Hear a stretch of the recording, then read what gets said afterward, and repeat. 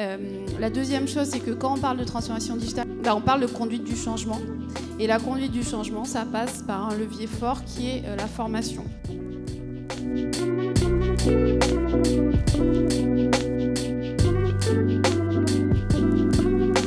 Profiter de son expérience, au moins sur la partie définition. Voilà.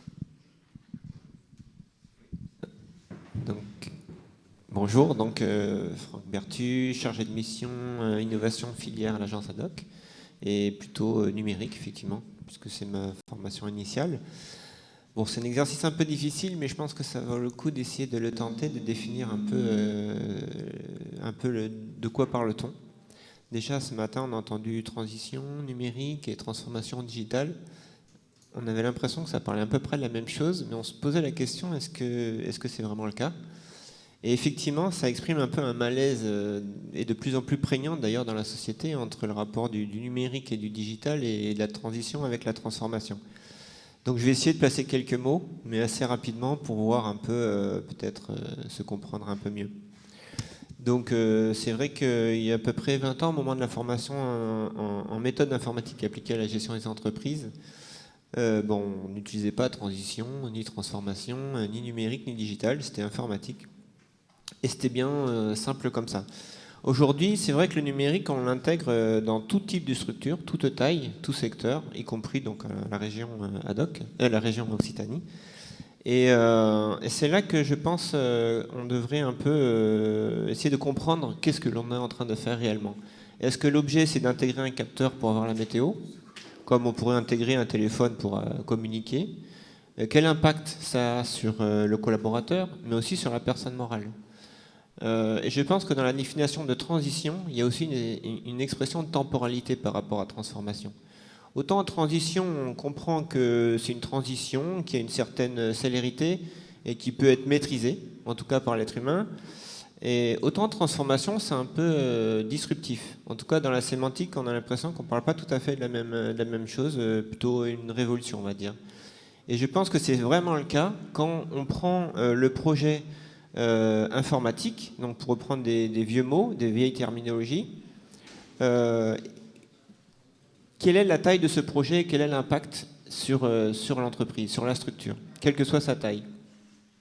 Parce que autant on peut bien maîtriser un projet informatique avec des gens de l'art, des sociétés de services informatiques, des consultants, des prestataires ou des éditeurs, autant quand on parle de transformation, et comme tu l'as très bien dit, on est beaucoup plus dans le systémique. Le mot transformation n'a pas pour objectif de transformer une personne, ni une activité, mais à transformer toute la structure, d'ailleurs au rythme de la transformation de la société. Et c'est là que pour le coup, on a du mal à le maîtriser.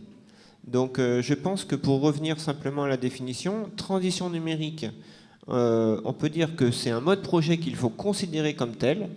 Le défaut peut-être des entreprises aujourd'hui, des structures qui intègrent cette transition numérique, c'est de ne pas être assez vigilant à le piloter, à avoir des indicateurs précis, des indicateurs d'activité ou de processus pour se rendre compte le plus tôt possible qu'on dérive ou pas de l'objectif initial. Donc il ne suffit pas effectivement d'acheter un CRM ou d'un ERP ou même d'une solution météo ou même d'un tracteur autonome, encore que le tracteur, on s'attend à ce qu'il fasse ce que l'on a envie.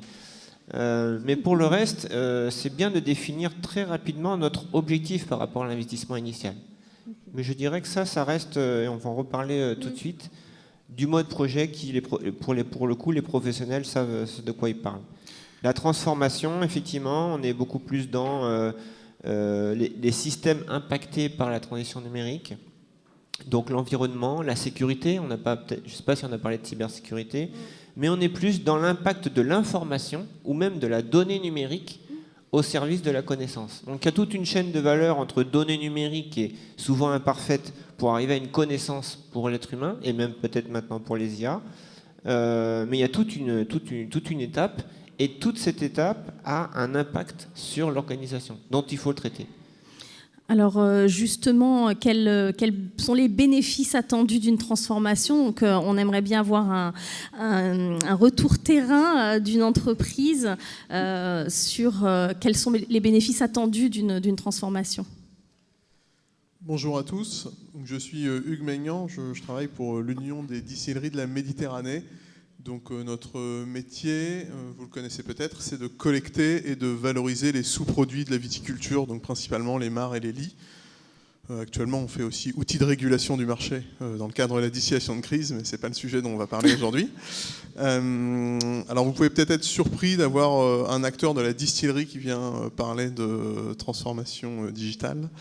Mais pourtant, on travaille, nous, actuellement, à la façon dont on peut un petit peu repenser la collecte des mares et des lies pour améliorer le service qu'on peut rendre à nos adhérents et améliorer également la valorisation qu'on va faire de leurs produits.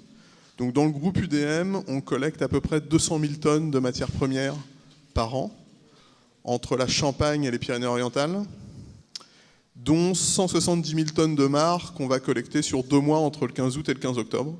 Donc un enjeu logistique d'ampleur qui aujourd'hui se fait essentiellement par des coups de téléphone et du bouche à oreille entre un chauffeur, un maître de chai, quelqu'un à la vigie chez nous en distillerie, donc avec des déperditions d'informations qui peuvent être importantes et qui peuvent conduire à bloquer une cave parce qu'on n'a pas envoyé le camion à temps, parce que la benne n'était pas bien dimensionnée, voilà, pour des problèmes très pratiques qui pourraient se résoudre juste par une meilleure gestion de l'information. Et c'est en ça qu'une transformation digitale de la collecte peut être un moyen de rendre un meilleur service à nos adhérents pour éviter tout bêtement de les bloquer, ce qui arrive malheureusement à chaque vendange. Alors on essaie de minimiser ces cas-là, mais à chaque vendange, on a une fois une cave qu'on bloque et des excuses à aller faire. Et puis c'est également un levier d'optimisation économique parce que c'est pour nous la certitude qu'on va transporter des bennes qui sont pleines et pas des bennes à moitié vides. Ça a quand même un impact significatif sur le plan financier et sur le plan environnemental. Et puis ça va nous aider également à savoir ce qu'il y a dans la benne. Peut-être que pour vous, du marc, c'est du marc, mais pour nous, du marc bio, c'est pas pareil que du marc conventionnel. Du marc blanc, c'est pas pareil que du marc coloré. Du marc fermenté, c'est pas pareil que du marc non fermenté. Ça va conduire à des process différents, à des extractions différentes, à des produits qui peuvent être à très haute valeur ajoutée, qu'on va réussir à extraire parce qu'on a réussi à les extraire suffisamment frais. Et pour ça, plus on a l'information en amont et au moment où le marc tombe du pressoir, plus on va être en mesure d'optimiser nos process et de tirer de la valeur de ces résidus qui en comportent énormément. D'accord, donc on comprend déjà la dimension qui se joue au niveau d'augmenter la valeur, la productivité, la compréhension, la gestion des données. Franck, toi qui accompagnes, Franck Vega, oui, puisqu'il y a 2 Franck, toi qui accompagnes des entreprises autres que le vin d'ailleurs, ça nous permet de mettre en perspective d'autres filières par rapport à celle du vin. Quelles sont les dimensions par lesquelles tu abordes la transformation digitale? Alors, bonjour à tous et toutes, Franck Vega, donc, du groupe Réel IT. Déjà, juste avant de répondre à ta question, je voudrais réagir sur les 2 messages qui ont été passés. Je suis complètement d'accord avec ce qu'a dit Franck en début d'intervention sur la nécessité, quand on parle de transformation digitale, d'aborder les choses par le métier. La transition numérique, c'est une chose. L'informatique, parce qu'on fait probablement partie de la même génération, c'est une chose aussi. La transfo digitale, c'est autre chose. Le pilote, c'est le métier. Le numérique est à son service. Donc ça, c'est le premier point. Le second qui me frappe aussi dans l'intervention de Dugues, comme tu l'as dit, Elodie, nous, on intervient dans la filière vitivinicole, mais pas que. On intervient aussi en santé, dans l'industrie, dans le retail. Ce qu'on constate, c'est que les problématiques sont les mêmes. Finalement, l'enjeu, il est simple. C'est je collecte de l'information, je collecte de la data, j'analyse des flux et j'essaie d'introduire un peu de technologie quand ça a du sens pour faciliter le métier, faciliter la croissance, favoriser la qualité. Et d'autres exemples. Donc, nous, dans notre approche, on a mis au point une méthode qui s'appelle Digital Way. Elle consiste à prendre l'ensemble de la chaîne de valeur des entreprises en considération. On va s'intéresser à 6 axes principaux. Le premier, c'est la proposition de valeur et la stratégie. Le second, c'est le parcours client, l'expérience utilisateur. Le troisième, ça va être le marketing et la communication. Le quatrième, la production. Comment je peux optimiser mes décisions et collecter des datas. Le 5e, ça va être les ressources humaines. Vous en avez parlé aussi. Une transformation digitale, ça ne se fait pas top-down, pas du chef imposé au reste de la société. C'est une décision et une philosophie de société. Donc, ressources humaines absolument capitales pour accompagner au changement. Et enfin, le 6e axe, c'est le traitement de la data, où on va finalement créer de la valeur grâce aux data, avec la dimension cybersécurité que tu as évoquée, qui est la pierre angulaire de toute transformation digitale, et qui va piloter finalement de façon progressive cette transformation digitale de nos clients. Merci. Alors c'est vrai que ce que j'avais noté quand on préparait la table ronde, donc je suis très verbatim, hein, mais former les utilisateurs, c'est déjà faire de la transformation digitale. Absolument. Et comment, parce qu'en fait, on place l'humain au centre de tout ça. Mais c'est essentiel. Si on décide d'une transformation digitale sans l'adhésion des collaborateurs, c'est mort d'avance, quoi. C'est juste pas possible. Et alors justement, Anne-Sophie Jimenez, on a une spécialiste de la formation et de l'humain et des organisations. En quoi votre outil, enfin votre méthode, justement, se penche sur l'humain et comment l'amener au digital, de quelle façon vous y prenez-vous? Alors, moi, je suis assez alignée avec ce qui vient d'être dit. Je le résume de la façon suivante. Quel que soit le sujet, aujourd'hui, il ne peut pas y avoir de performance économique sans performance humaine. Donc ça, c'est extrêmement important. Ça veut dire que dans tout processus de transformation, l'humain est au centre. La deuxième chose, c'est que quand on parle de transformation digitale, moi, c'est un sujet que je travaille depuis presque 25 ans maintenant, on parle de conduite du changement. Et la conduite du changement, ça passe par un levier fort qui est la formation. L'enjeu qu'on a aujourd'hui dans la filière viticole, mais plus largement en France, c'est l'enjeu des compétences. On sait qu'il y a plein de gens qui cherchent un travail, il y a plein d'employeurs qui cherchent des gens pour faire un travail. Ce qui coince, c'est que le besoin en compétences n'est pas aligné avec les compétences présentes sur le marché. C'est pour ça que moi, il y a quelques années, j'ai choisi d'aller sur ce sujet de la formation parce que je pense qu'il va devenir de plus en plus stratégique, non seulement pour les entreprises, mais surtout pour la société et le pays tout entier. Et donc, ce qu'on fait aujourd'hui, donc moi, je représente un consortium qui s'appelle le consortium Revivre. Ce consortium, c'est 4 acteurs qui ont décidé de travailler ensemble, qui sont l'école d'ingénieurs de Purpan, une école très réputée dans le domaine de l'agriculture et de la viticulture. Ma société qui s'appelle WeDid, où on combine réalité virtuelle et intelligence artificielle pour développer des simulateurs qui vous permettent d'apprendre un métier le plus vite possible. Mimbus, une société qui fait à peu près la même chose que nous. Et puis La Mêlée, qui organise aujourd'hui l'événement.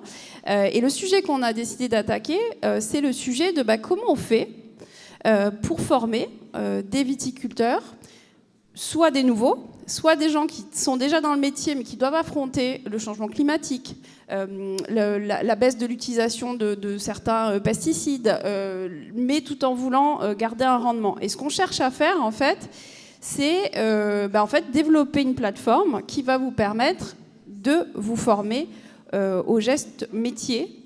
Et ça, pourquoi ? Parce qu'en fait, on pense que ce soit les exploitants agricoles ou les centres de formation, on a besoin d'accélérer pour accompagner les gens, pour qu'ils soient à l'aise dans leur métier. Parce que, comme le disait Franck tout à l'heure, au centre de la transformation digitale, il y a le métier, parce que le métier, c'est l'humain. Et c'est ça qu'on cherche à faire aujourd'hui. Merci. Et justement, alors, on a vu un petit peu les différentes dimensions de la transformation digitale, l'implication et l'intérêt qu'elle a pour les entreprises. Audrey, toi qui accompagnes des entreprises dans le vin, dans leur transformation digitale, est-ce que justement, toi, tu as des cas concrets à nous relater pour nous expliquer comment est-ce qu'on accompagne, combien de temps ça dure, quelles sont les implications dans une entreprise, quels sont les freins souvent rencontrés ? Oui, alors bonjour à tous. Audrey Chaillet, je suis fondatrice de Eto. On accompagne les entreprises de façon opérationnelle dans leur transformation digitale. J'ai récemment un client qui m'a expliqué, suite à son projet qui avait du retard, qu'un projet de transformation digitale, c'est comme construire une maison. On démarre et puis au fur et à mesure, de toute façon, on aura des changements en cours de route. Ce qui est important, c'est le point de départ, c'est de vraiment faire un audit ou un diagnostic de où on est dans l'entreprise, c'est-à-dire quels sont les freins, quelles sont les problématiques, quelles sont les opportunités et où sont les autres acteurs. C'est important de ne pas se lancer dans une transformation digitale, juste prendre un premier outil en disant « Ah, tous mes concurrents ont pris un CRM, je vais prendre un CRM ». Ça n'a pas de sens, ça n'a plus de sens. Où j'en suis dans mon entreprise. Et donc, ce qui est important aussi, c'est d'avoir une stratégie, de retravailler sa stratégie d'entreprise. La stratégie digitale s'intègre dans la stratégie d'entreprise et la transformation digitale n'est pas une finalité en soi, c'est un moyen pour avoir de la performance. Donc ça, c'est la première étape. Ensuite, on va très vite travailler sur quelles sont les solutions qui existent. Donc, il y a beaucoup de solutions sur le marché. Il y a la OneTech qui va être présente et qui représente plus de 140 startups dans le vin, rien qu'en France. Les solutions existent, donc il faut déjà faire une analyse de ce qui existe et ce qui pourrait être utile, ou peut-être de ce qu'on pourra développer, puisqu'on peut en effet développer aussi du sur-mesure. À ce moment-là, donc, on fait une analyse, on n'a toujours pas choisi, on continue sur la partie budget qui va avec retour sur investissement. C'est important, la stratégie digitale doit apporter quelque chose, soit permettre d'aller plus vite, soit d'enlever de la pénibilité, soit d'être plus performant, soit d'améliorer sa marge. Et donc à ce moment-là, il y a une analyse financière à faire de son entreprise pour voir quelles sont les marges de manœuvre. C'est important de savoir également que comme tout budget, et comme le gouvernement nous le montre assez souvent, ça va être dépassé. Donc ça, c'est important de se mettre une enveloppe budgétaire. Et ensuite, on fait un plan d'action qui implique les collaborateurs, qui implique aussi la façon dont on va intégrer le digital. Et on accompagne toutes les parties prenantes et tous les collaborateurs dans ce changement du début à la fin. On se répète, mais c'est important, c'est pas d'un côté on a une stratégie, de l'autre côté on a un budget, et à la fin on a la formation. Non, on a une implication du début à la fin. Oui, sur la partie budget, Franck, tu nous disais à quelle étape on peut déjà évaluer un budget à la transformation? Alors ça va être une habitude. Juste avant de te répondre, je voulais rebondir. Ok, mais on est là pour ça. Si c'est possible. Alors, je suis complètement d'accord avec ce que vous avez dit. Et je voudrais aussi insister sur une réflexion qu'a fait un intervenant précédemment. Quand on explique le process de transfo digital, pour un non spécialiste du domaine, franchement, ça doit être effrayant, tellement c'est complexe. Prendre la globalité d'un problème pour définir une feuille de route, ça n'implique pas de dérouler tout en même temps. La démarche est progressive, quantifiée, qualifiée, avec des KPI qui permettent de mesurer le retour sur investissement. On n'y va pas tout d'un coup et dans tous les sens. Simplement, quand on prend une décision, vous l'avez dit, on la prend en ayant considéré tous les autres axes qui concernent l'entreprise. Donc ça, c'était juste pour rebondir sur ce que vous disiez. Et je le constate dans la filière vitivini, mais ailleurs aussi, les problématiques sont exactement les mêmes. Et du coup, Élodie, ta question? La question était je rebondis sur la remarque d'Audrey, sur les budgets, puisqu'il y a certaines entreprises, on a vu, c'est un frein majeur même. Bon, on verra dans une autre table ronde la partie financement. Il existe quand même des leviers pour financer une transformation digitale, pour peu qu'il y ait un plan stratégique derrière. Mais à quel moment, à quelle étape du projet de transformation on peut d'ores et déjà établir un budget de cette feuille de route? Alors, nous, dans notre approche Digital Way, on passe comme vous par une étape d'audit de maturité numérique qui, derrière, est suivie par des ateliers de co-développement avec nos clients où on va analyser les solutions possibles, en choisir une et définir, en creusant davantage, quel budget, quelles conséquences, quel planning, etc. Donc, à cette étape, on sait déjà mesurer le budget. On parle de budget. Après, il y a les aléas d'un projet qui font qu'il faut être un peu souple. Donc, Ce qu'on fait aussi pour nos clients, c'est qu'on les accompagne à la recherche de financement. Parce que, quelle que soit la filière, aujourd'hui, le frein systématique, c'est alors le temps, c'est bien sûr, mais c'est souvent le budget. Oui, mais alors du coup, est-ce que ça veut dire que ce n'est réservé qu'aux grosses entreprises? Parce que c'est parfois la réflexion que j'ai, moi, c'est « oh, je suis trop petit, je ne peux pas faire une transformation digitale, je n'ai pas le budget ». Non, absolument pas. Moi, j'ai des exemples en tête. Des entreprises de taille moyenne, une vingtaine de personnes avec un chiffre d'affaires d'environ 8 à 10 millions d'euros, qui ont engagé un processus de transfo digital, qu'on a accompagné pour aller chercher un financement, et qui, au final, ont réussi à améliorer leur qualité, introduire de la traçabilité, faire en sorte d'être plus agiles et de répondre aux exigences de leurs propres clients. Donc non, ça n'est pas réservé aux grosses entreprises. Et toi, Audrey, de ton côté ? Au contraire, il faut vraiment voir que toutes les entreprises sont concernées et sont impactées, et même de prendre un outil d'emailing paraît très simple, mais si à un moment donné on n'a pas en interne réfléchi à quoi sert cet outil emailing, qu'est-ce que je vais en faire, comment je vais l'utiliser, c'est un projet. Après, est-ce que j'ai les moyens de me faire accompagner par une agence ou un cabinet, c'est autre chose, mais la démarche, toutes les entreprises l'ont, qu'elles le souhaitent et qu'elles le réfléchissent ou pas. Le fait de prendre un outil, c'est un projet de transformation. Il vaut mieux l'analyser, le préparer, plutôt que de le subir. Voilà. Et après, dans le secteur viticole, on a quand même de la chance d'avoir beaucoup d'interprofessions, de syndicats qui organisent des ateliers et qui aident à faire cette démarche collectivement, ce qui fait que ça diminue les coûts. Donc, cette démarche, elle est possible, elle est accessible pour tout le monde. La façon de faire peut être différente et adaptée en fonction de la taille et des moyens. D'accord. J'ai rebondi aussi sur pas mal de vos interventions. Donc, quant à l'humain, est-ce que ça veut dire qu'il faut dédier une équipe à la transformation quand même ? Alors, on voit bien qu'il faut impliquer l'entreprise à tous les étages. Il faut que ça émane de la direction et de la stratégie. Mais est-ce qu'il faut dédier une équipe à part entière à la transformation digitale ? Franck ? Effectivement, ça par rapport à l'ambition du projet et de la taille de l'entreprise, forcément, les ressources qui doivent être affectées sont différentes. Moi, je dirais peut-être le conseil, c'est avant de se lancer toujours trop loin, commençons plus proche avec au moins une personne. Je pense que la difficulté de tous les projets informatiques, d'ailleurs, depuis 25 ans, je vais faire le vieux, c'est peut-être le manque de dialogue, alors pas par incompétence des deux parties, mais par manque de temps, de manque de compréhension entre la maîtrise d'ouvrage, le client, l'entreprise, et la maîtrise d'œuvre, celui qui doit fabriquer le logiciel ou la solution. Aujourd'hui, il y a quand même des gestions de projets beaucoup plus adaptées, beaucoup plus light, beaucoup plus légères, pour justement permettre aux entreprises qui n'ont pas du tout de compétences en informatique aborder la mise en œuvre d'un projet qui peut être très compliqué technologiquement.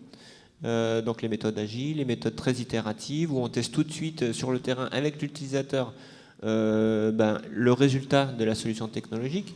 Même des organismes comme Occitanum aujourd'hui a cette approche justement d'aller chercher des projets directement appliqués, comme l'a dit Franck tout à l'heure. L'objectif, c'est quand même de faire une solution adaptée à l'être humain, au métier. Donc je pense que le conseil pour moi, mais ça serait à partager avec les entreprises, c'est vrai que c'est quand même bien mieux, bien plus facile et bien plus sécurisé d'avoir au moins une personne dans son entreprise capable de dialoguer avec son prestataire de service. Sinon, ce qui se passe, si le prestataire de service est même très compétent, très bon, il va quand même ingérer un peu sur la stratégie digitale de l'entreprise, parce que il a son mindset, sa façon de penser, son expérience, et donc il va faire des propositions de ce qu'il connaît, et difficilement de ce qu'il connaît moins.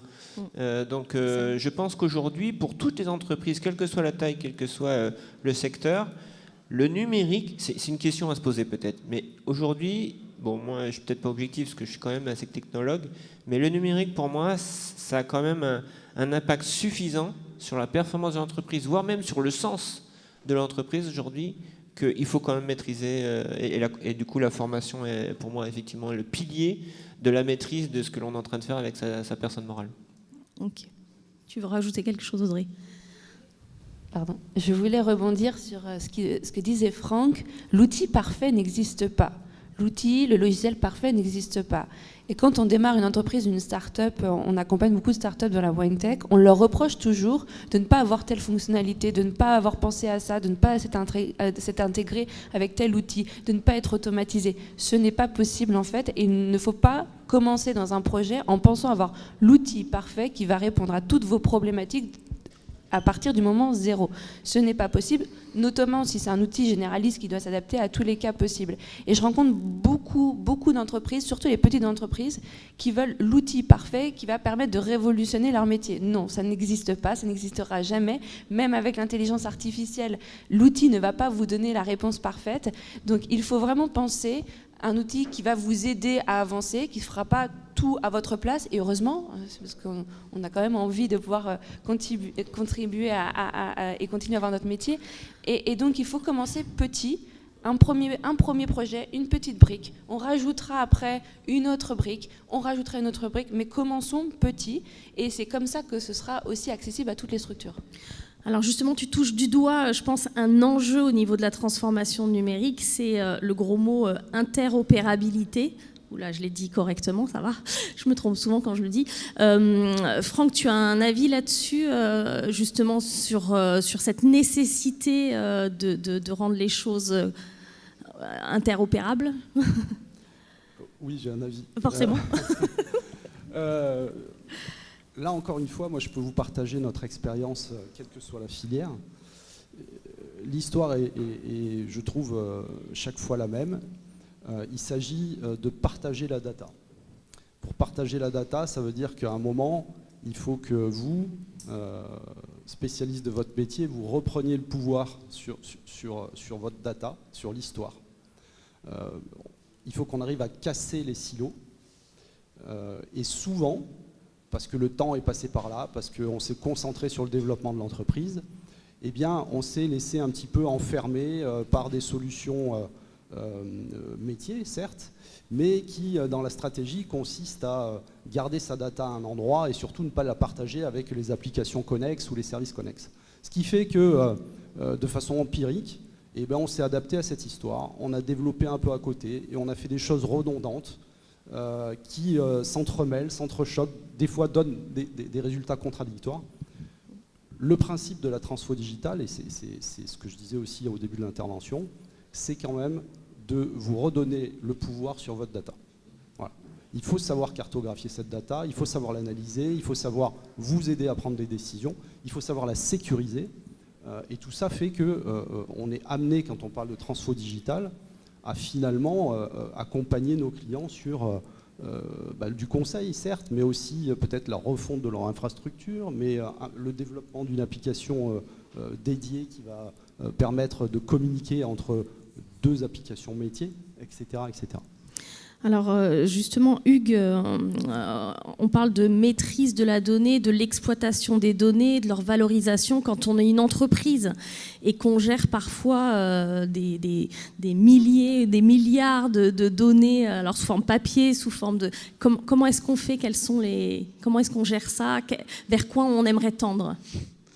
Alors, pour reprendre l'habitude de Franck, je voudrais juste lui répondre d'abord.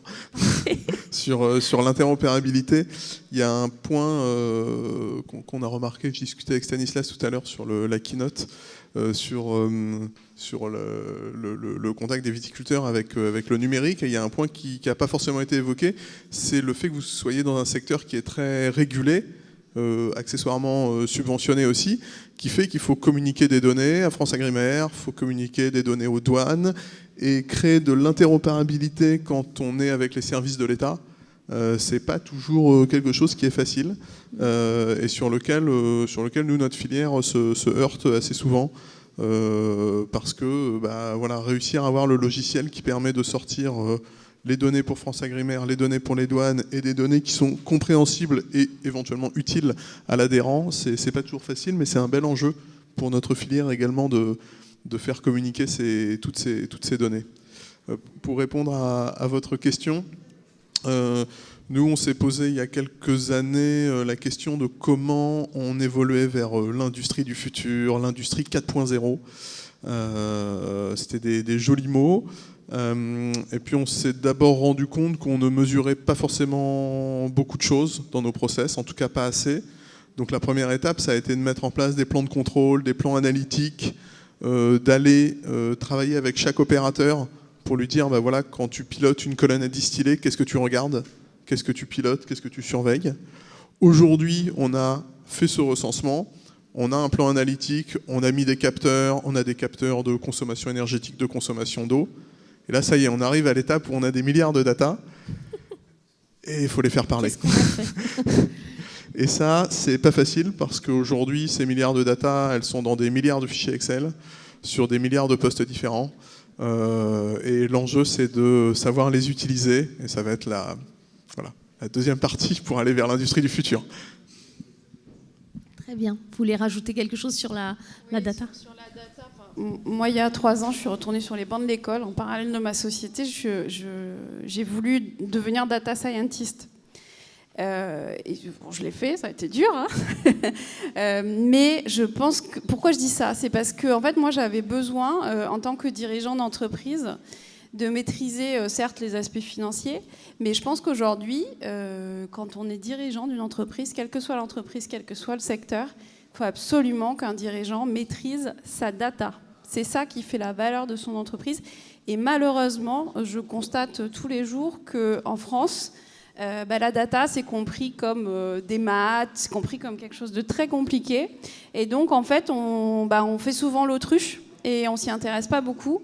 On délègue ça à des consultants qui sont sans doute très bien, mais qui ne comprennent pas votre métier comme vous et qui ne sont pas capables de définir une vision alignée, on dit en anglais data-driven, qui soit vraiment augmentée par la maîtrise de la data et qui vous permettent de voir, en fait, grâce à la data, de prévoir des choses et de vous adapter. Parce qu'aujourd'hui, moi je reviens sur le mot, pour moi, la transformation digitale, elle va être permanente maintenant, c'est de l'adaptation en continu. On ne va pas la faire une seule fois, la transformation digitale. C'est un processus constant, en fait, dans l'entreprise d'aujourd'hui. Donc voilà, c'est juste pour dire que la data, c'est vraiment quelque chose que tout dirigeant doit maîtriser aujourd'hui. Sinon, on risque d'aller dans le mur. Très bien, écoutez, je vous remercie. On pourrait en parler encore des heures, mais ça y est, on a déjà atteint le timing. On a plein d'autres sujets à aborder, mais qu'on peut également partager avec la salle si vous avez des questions. En tout cas, ce qu'on retient grâce à votre vision, votre expertise, c'est les piliers qui constituent la transformation digitale. Hein, donc les piliers qui partent avant tout de l'humain, hein, des ressources humaines, les enjeux liés à la maîtrise de la data, à l'organisation en interne et la mise en route de projets. Et ce que j'aimerais dire, c'est que je vous remercie pour votre intervention. Chacun a sa vision, son prisme, et en tout cas très rattaché au terrain. Donc ça qui est intéressant. Maintenant, je vous propose de partager avec la salle si on a des questions. N'hésitez pas. On a une dame ici et une dame là.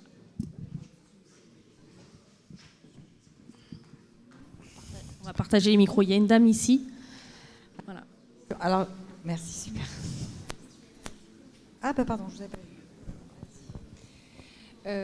Oui, en fait, j'ai 2 questions. La première, c'est dans l'accompagnement et le conseil. Je pense qu'il y a une énorme part de pédagogie à apporter au sein de l'équipe.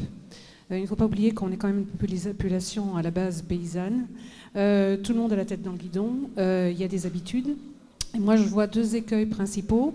C'est que certains vont voir qu'ils vont devoir être acteurs de la collecte des informations pour les remonter, quitte à ce qu'on mette un système administratif en place pour justement la saisie. La deuxième, je pense qu'il va y avoir une angoisse de déperdition de la valeur ajoutée que représente l'humain. C'est-à-dire qu'aujourd'hui, si je vois mes chefs d'équipe qui suivent les parcellaires, quand vous allez leur dire qu'on va mettre des capteurs pour justement mesurer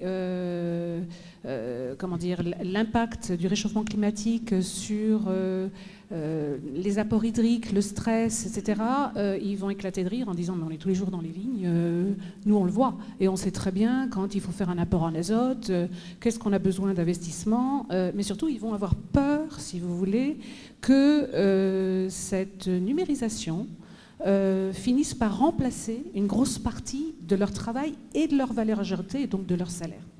Donc je pense qu'il y a vraiment un accompagnement pédagogique à faire dans le conseil. Le deuxième, je ne pourrais peut-être pas répondre, ce sera peut-être la thématique de cet après-midi.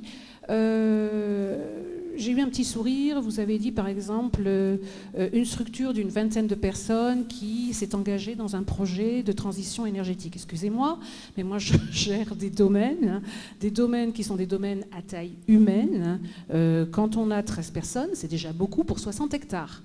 Donc, est-ce que vous avez une idée ou une étude qui a été faite sur la pertinence de l'investissement par rapport à la dimension de l'activité ? Alors, oui. Est-ce qu'on a fait une étude ? On l'a fait chaque fois, hein, dans le process de Transfo Digital, à chaque fois qu'on propose une démarche, on essaie de mettre en place les outils qui vont permettre de mesurer les retours. Donc tout à l'heure, je vous parlais de cet exemple-là, mais j'ai des structures plus petites que ça, où on a abordé le sujet dans sa globalité, et où le premier step, la première étape de la transformation digitale, finalement, ça a été juste de dire on va rendre l'information beaucoup plus accessible et sécurisée. Donc ça suppose quelques investissements en termes de matériel, en termes de développement. Et la mesure du retour, c'est très clairement pour lui une assurance d'une continuité d'activité qu'il n'avait pas précédemment. Donc ça veut dire que dans une situation où, parce que le temps était passé, parce qu'il ne s'était pas préoccupé de l'histoire, il acceptait de ne plus être en activité pendant un temps indéterminé, qui aurait des conséquences à la fois économiques, mais aussi sur les équipes, enfin des conséquences dramatiques, hein, en l'occurrence dans le domaine du vitivinicole. En se posant cette question-là, il a décidé de commencer par cette étape et de dire, OK, moi, par rapport à ma structure, par rapport à ma vérité au quotidien, ce qui est le plus urgent pour moi, c'est ça. Et je fais focus là-dessus. Je fais focus sur ce sujet-là, mais je l'ai conçu en tenant compte de tout le reste et de ce vers quoi je vais tendre dans le temps. Je ne sais pas si ça a répondu à votre question. Je voulais également rajouter un point, et ça rejoint ce que tu disais tout à l'heure, c'est qu'une stratégie de transformation digitale n'est pas une stratégie d'entreprise, et le cabinet de conseil ou le consultant ou le formateur ne se substitue pas au chef d'entreprise. Et donc en effet, pour n'importe qui, mettre un capteur, si c'est juste avoir de la donnée, ça n'a aucun sens. Et si on n'explique pas, ça n'a aucun sens. Mais ça, pour moi, ce n'est pas le rôle du consultant, c'est le rôle du chef d'entreprise de dire « je veux aller là, voilà mon cap, voilà ma vision, donc j'ai besoin des outils pour y aller, je vais embarquer des personnes extérieures, je vais embarquer des gens à l'intérieur, et c'est ça mon objectif. » Et je pense que souvent, même sur le changement climatique, on va mettre des capteurs, on va essayer de passer à une autre stratégie, on va peut-être devenir certifié bio, mais quel est le but, quelle est la vision, quel est l'objectif à atteindre? Ça fait partie de la pédagogie, mais encore une fois, nous, on n'est qu'un moyen d'atteindre un but. Quel est ce but? Et là, pour le coup, on ne se substitue pas au chef d'entreprise, c'est au chef d'entreprise de savoir là où il veut aller, quelles sont les données, à quoi ça va servir. Et ça, c'est important aussi que ça vienne de l'entreprise et pas du cabinet de conseil. Après, ce que vous disiez sur la pédagogie, alors je vous rejoins à 200%. Hein. À chaque fois qu'on va introduire du changement, il faut à un moment ou un autre que votre collaborateur perçoive l'intérêt pour lui.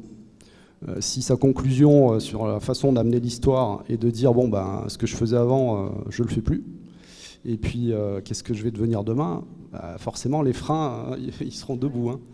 Mais je pense, en tout cas sur ce qu'on a fait précédemment, que à chaque fois, on arrive quand même à trouver un intérêt, parce que évidemment son métier va évoluer un peu. Là où il passait du temps à classer dans des classeurs et où finalement sa charge de travail était symbolisée par une pièce entière avec 12 000 classeurs, Bon, ben, demain, c'est plus ça. Mais en revanche, ce sont des tâches plus intéressantes pour lui, probablement. Et c'est tout ça qu'il faut réussir à faire passer comme message. Mais c'est pas évident. Merci à tous. Il y a une... Je pose la question. Ah oui. Alors la dernière. Parce que sur YouTube. Sur YouTube voilà. Donc, on parle de digitalisation, mais comment est pris l'impact environnemental de la digitalisation? Oui, ce qui était l'objet de la première. C'était l'objet de la première table ronde. Oui. Du coup. Mais il y aura un replay. Voilà. Bon, merci à tous.